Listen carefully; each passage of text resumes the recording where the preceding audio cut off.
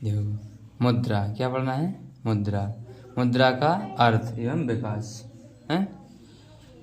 लिखा है कि मानव जीवन में, कहाँ? मानव जीवन में विनिमय का महत्वपूर्ण स्थान है। मतलब लेन देन का एक महत्वपूर्ण स्थान है। एक व्यक्ति उन सभी वस्तुओं को स्वयं उत्पादन नहीं करता है। एक व्यक्ति उन सभी वस्तुओं को स्वयं यानी खुद नहीं बना सकता है, या खुद बनाता है। ठीक, उत्पादन का मतलब बनाना। क्या है? बनाना। जिसकी उसे अपने जीवन में आवश्यकता होती है। देखो कई वस्तुएं ऐसी हैं जिन्हें अपन खुद नहीं बना सकते, लेकिन हमें उनकी ज़रूरत पड़ती है। पड़ती कि नहीं? एक व्यक्ति अपनी आवश्यकताओं की संतुष्टि के लिए, क्या के लिए? अपनी आवश्यकताओं की संतुष्टि के लिए दूसरे व्यक्ति या व्यक्तियों पर निर्भर करता है। दूसरे व्यक्तियों पर निर्भर करता, मतलब दूसरे से वस्तु खरीदने की इच्छा रखता है। ठीक, इसका अर्थ है कि परस्पर आत्मनिर्भरता। परस्पर आत्मनिर्भरता। यहाँ आत्मनिर्भरता का अर्थ विनिमय से है। क्या है? अंतनिर्भरता है। ठीक, अंतनिर्भरता का अर्थ क्या है? विनिमय से। कैसे? विनिमय से। एक वस्तु जो विनिमय के माध्यम से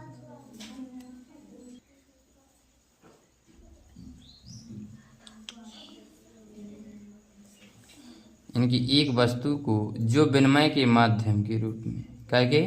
विनिमय के माध्यम के रूप में सामान्य रूप से स्वीकार की जाती है। क्या की जाती है? सामान्य रूप से स्वीकार की जाती है। मतलब खरीद कर उसे अपने पास रखी जाएगी तो क्या कहलाएंगे? सामान्य रूप से स्वीकार की जाती है, उसे मुद्रा कहलाती है। क्या है? मुद्रा कहलाती है। जैसे भारत में एक रुपया मुद्रा है। भारत की मुद्रा क्या है? रुपया। क्या है? रुपया। क्योंकि यह भारत में सामान्य रूप से स्वीकृत विनिमय का माध्यम है। यानी कि मुद्रा एक क्या है? विनिमय का माध्यम है।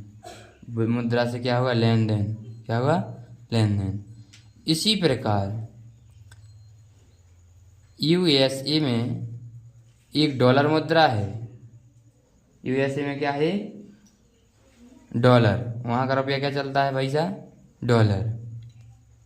क्योंकि यह यूएसए में सामान्य रूप से स्वीकृत विनिमय का माध्यम है। देखो भारत में रुपया है विनिमय का माध्यम। क्या है? रुपया। और यूएसए में क्या है? डॉलर। क्या है? डॉलर।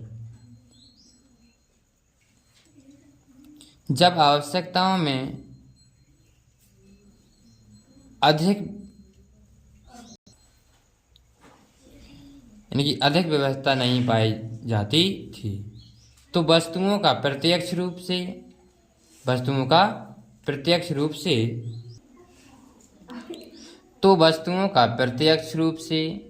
वस्तुओं के रूप में विनिमय कर लिया जाता है। प्रत्यक्ष। वास्तविकता में यानी कि पैसे के बदले में क्या मिलेंगे अपन को? वस्तुएं मिलेंगी, जो क्या है? प्रत्यक्ष रूप से। ठीक। और प्राचीन काल में जूते बनवाने वाला एक किसान गेहूं के बदले में जूते बनाता था।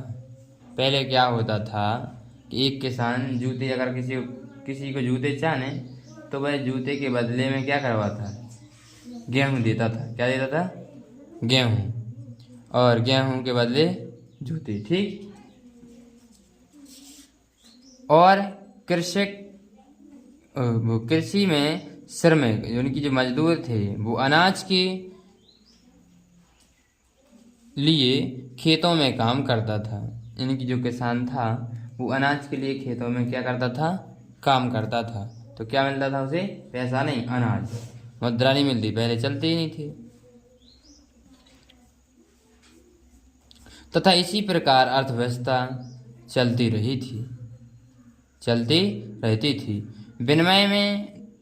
विनिमय की इस प्रणाली को वस्तु विनिमय प्रणाली कहा जाता है। यानी कि जब वस्तु, यानी कि जूते के बदले गेहूं दिया और गेहूं के बदले जूते लिए, तो ये क्या है, वस्तु विनिमय प्रणाली। वस्तु विनिमय प्रणाली में क्या होता है कि वस्तुओं के बदले वस्तु प्राप्त होती है। परंतु आवश्यकताओं में विविधता बढ़ जाने, विभिन्नता का मतलब विभिन्नता, अलग अलग। अब जैसे कोई वस्तु देखो, कोई खास है और कोई खास नहीं है। मान लो कहाँ जूते, ठीक, और कहाँ कोई बड़ी सी गाड़ी ले लो, थोड़ी जूतों के बदले मिलेगी गाड़ी, मिल जाएगी। तो विभिन्नता बढ़ जाने व विनिमय की आवश्यकता अधिक हो जाने के फलस्वरूप, क्या, आवश्यकता अधिक हो जाने के फलस्वरूप वस्तु विनिमय प्रणाली विनिमय की एक आकुशल प्रणाली सिद्ध हुई। इस स्थिति में हमने मुद्रा का आविष्कार किया। देखो, तब जब ऐसा हुआ कि बस कुछ वस्तुएं खास हुई, कुछ वस्तुएं खास ना हुई, मतलब कुछ कीमती वस्तुएं हुई, कुछ कम कीमती वस्तुएं हुई, तब क्या किया गया, ऐसे में वस्तु विनिमय प्रणाली तो ठीक नहीं है भाई, पानी के बदले घी थोड़े दोगे के। इसलिए फिर क्या चलाया गया, मुद्रा। क्या चलाया गया, पैसा। तो किसका, मुद्रा का आविष्कार किया गया, और जो विनिमय का एक सामान्य माध्यम है। आरंभ में मुद्रा को सोने व चांदी के सिक्कों के रूप में प्रचलित किया गया था। सबसे पहले मुद्रा को, यानी कि पैसा को, काय के सिक्के बनाए गए थे, बड़े बड़े महाराजाओं के द्वारा सोना या चांदी, या तो सोने के बनाए गए थे या फिर भी चांदी की बनाई गई थी। ठीक, परंतु धीरे धीरे कागजी मुद्रा के साथ साथ मिश्र धातु के सिक्के बनाए गए। देखो, पहले कागजी मुद्रा तो बनाई गई और ये के पहले सिक्का ही बने थे, सोने और चांदी की मिश्र धातुओं की मिला के हैं। फिर क्या है, प्रयोग में किए जाने लगा, तथा वर्तमान युग में प्लास्टिक मुद्रा, फिर क्या कि प्लास्टिक मुद्रा का युग आया है। और इसके अलावा फिर क्या है, ई मुद्रा का युग है, जो बैंकों में खाता धारकों की क्रेडिट एवं डेबिट मदों के रूप में मुद्रा का इलेक्ट्रॉनिक हस्तांतरण है। ठीक, मतलब देखो, अब तो मुद्रा का पता ही नहीं चलता है, तुम्हारे खाते में है, तुरंत उसमें ट्रांसफर कर दी, तो बीच में पता ही नहीं चला मुद्रा का। ये इलेक्ट्रॉनिक हो गया, क्या हो गया, इलेक्ट्रॉनिक। ठीक, अतएव मुद्रा की उत्पत्ति विकास को सुविधाजनक बनाने की आवश्यकता से संबंधित है। जो मुद्रा है, विकास की आवश्यकता, मुद्रा की जो आवश्यकता है उसको हमने क्यों बनाया गया, ताकि सुविधाजनक विनिमय को क्या हो जाए, विनिमय को सुविधा मिले, क्या मिले, सुविधा है करने में। अतः मुद्रा को उस वस्तु के रूप में परिभाषित किया गया है या किया जाता है जो विनिमय के माध्यम के रूप में समान रूप से स्वीकार की जाती है। क्या की जाती है, समान रूप से स्वीकार की जाती है। जो विनिमय के माध्यम के रूप में समान रूप से स्वीकार की जाती है, समान रूप से स्वीकार की जाती है। तदनुसार मुद्रा की परिभाषा विनिमय के माध्यम तक ही सीमित नहीं है, इसका क्षेत्र अधिक विस्तृत है। यानी कि देखो विनिमय के लाल नहीं अकेली मुद्रा, बहुत इससे बहुत कारोबार है, इसका बहुत अधिक क्षेत्र है। और मुद्रा वह है जो मुद्रा का कार्य करे। मुद्रा देखो मुद्रा कौन है, देखो अभी चाहे किसी को ही मुद्रा का रूप दे सकते हो तुम, बस मुद्रा का काम करना चाहिए, समझ रहे। ऐसा नहीं है कि लोहे के सिक्के हों कि कागज का ही, अब तुम और किसी का भी कुछ भी बना सकते हो, लेकिन उसमें बस मुद्रा का काम होना चाहिए। यानी कि वो जब हम दें तो उससे लेन देन जारी रहना चाहिए। फिर है वस्तु विनिमय प्रणाली। क्या है? वस्तु विनिमय प्रणाली कि वह प्रणाली जिसमें वस्तु का विनिमय मुद्रा से किया जाता है। कैसे किया जाता है? मुद्रा से किया जाता है। परंतु विनिमय प्रणाली उसे वस्तु विनिमय प्रणाली कहते हैं। देखो सुनो कि वह प्रणाली जिसमें वस्तु का विनिमय वस्तु से किया जाता है वह वस्तु विनिमय प्रणाली है। देखो जब वस्तु के बदले में वस्तु दी जाएगी तो क्या कहलाएगा? वस्तु विनिमय प्रणाली। यदि आपके पास चावलों का जरूरत है से अधिक भंडार है, यानी कि आपको चावल चाहिए 2 क्विंटल और हैं तुम्हारे पास 10 क्विंटल। कितने? 10 क्विंटल। तो आपको एक ऐसे व्यक्ति की तलाश होगी जिसे चावल की जरूरत है या आवश्यकता होगी। आप किसको देखोगे? देखो जब मुद्रा चलती थी ऐसे होता था कि आप मान लो आपके पास 8 क्विंटल चावल रखे हुए हैं, अब तुम ऐसे व्यक्ति को तलाशोगे जिसके लिए चावलों की आवश्यकता होगी, तब विनिमय होगा। और जिसके पास बदले में देने के लिए कपड़ा है, जिसके बदले में कपड़ा है। सुनो तुम्हारे पास तो चावल है, लेकिन अब उसके पास क्या है बदले में? कपड़ा। लेकिन तुम कब दोगे उसको चावल? जब तुम्हें कपड़ा की आवश्यकता हुई है। क्या की आवश्यकता हुई है? कपड़ा की। ठीक, जिसकी आपको स्वयं के लिए जरूरत है, यानी कपड़ा की जरूरत है, तभी हम चावल।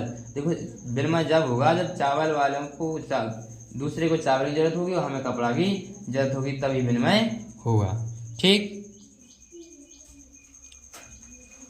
इसका अर्थ है कि आवश्यकताओं का दोहरा संयोग। देखो ई में एक जने की आवश्यकता से विनिमय नहीं हुई है, दोनों की आवश्यकता से विनिमय हुई है।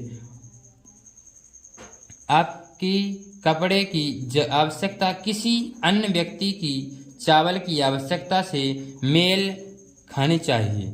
मेल खानी चाहिए का मतलब है कि उनको आवश्यकता कपड़ा की चावल की है और हमें आवश्यकता कपड़ा की है, तब दोनों में मेल खाएगा, तभी विनिमय होगा। आपके पास चावलों का अधिक तथा अन्य व्यक्ति के पास कपड़े का अधिक होना जरूरी है।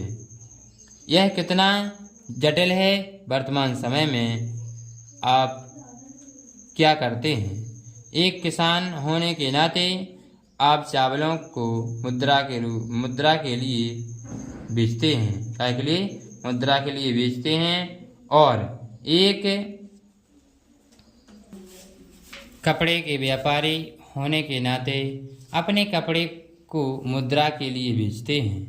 यह मुद्रा या इस मुद्रा द्वारा आप उस वस्तु को प्राप्त कर सकते हैं जिसकी आपको आवश्यकता है।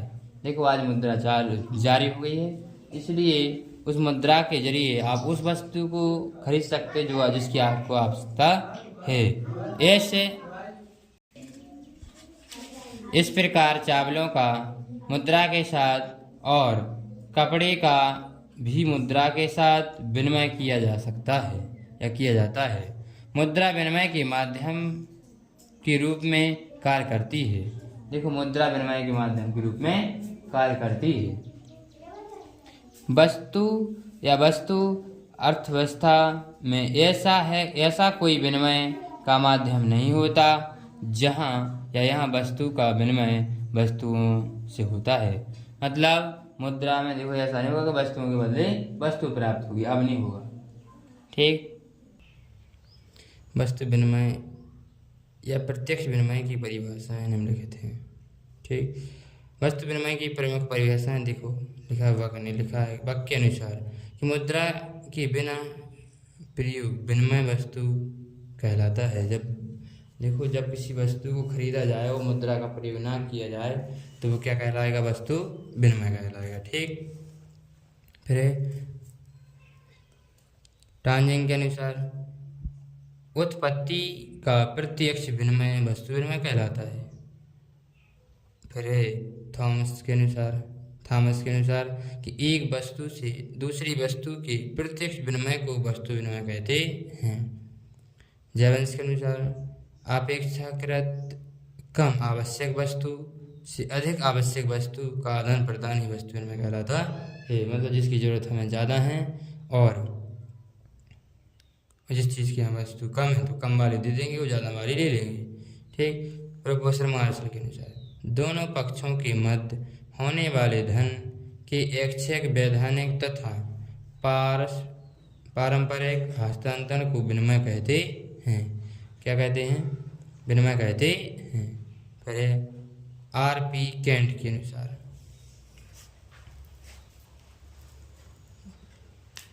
कि मुद्रा को विनिमय के माध्यम के रूप में प्रयोग किया जाता है। वस्तुओं और सेवाओं के लेन देन से वस्तु का विनिमय होता है, तो मुद्रा को विनिमय के माध्यम के रूप में प्रयोग किए बिना, मतलब मुद्रा के बिना किसी वस्तु या वस्तुओं के लेन देन को ही विनिमय कहते हैं। आवश्यक शर्तें, जो वस्तु विनिमय कब होगा, इसलिए उनकी आवश्यक शर्तें हैं कि वस्तु विनिमय प्रणाली के लिए आवश्यक शर्तें हैं निम्नलिखित।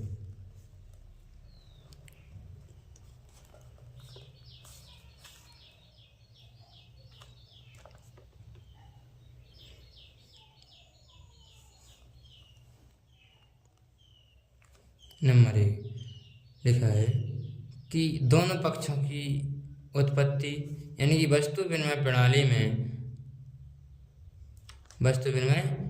में कम से कम दो पक्ष या व्यक्तियों का होना आवश्यक है। देखो, वस्तु विनिमय प्रणाली में दो व्यक्तियों का होना आवश्यक है। वरना विनिमय किसके साथ हुआ? फिर कि आवश्यकताओं का दोहरा संयोग होना।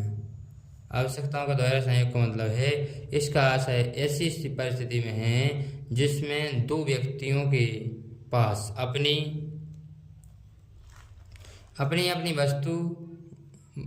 वस्तुओं की अधिकता हो, मतलब उनके पास, दोनों व्यक्तियों के पास ओवर होना चाहिए वस्तु ज़्यादा, तथा दोनों को एक दूसरे की वस्तु की आवश्यकता हो। दोनों को देखो एक दूसरे की वस्तु की आवश्यकता हो। ऐसी स्थिति में वस्तु विनिमय प्रणाली का संभव हो सकती है। ऐसी स्थिति में वस्तु विनिमय प्रणाली संभव हो सकती है। यातायात के साधनों में अभाव। वस्तु विनिमय प्रणाली ऐसे क्षेत्र में अधिक के प्रचलित होती है जहां यातायात के साधन उचित रूप से उपलब्ध न होने के कारण व्यक्ति को उसी क्षेत्र में वस्तुओं का आदान प्रदान करना पड़ता है।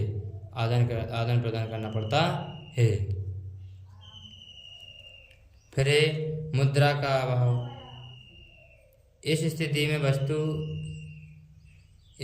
में ही वस्तु विनिमय प्रणाली संभव है, क्योंकि यदि मुद्रा सुलभ हो तो वह विनिमय के माध्यम का कार्य करती है, जिसके कारण वस्तु विनिमय प्रणाली का कोई अस्तित्व नहीं रहता है।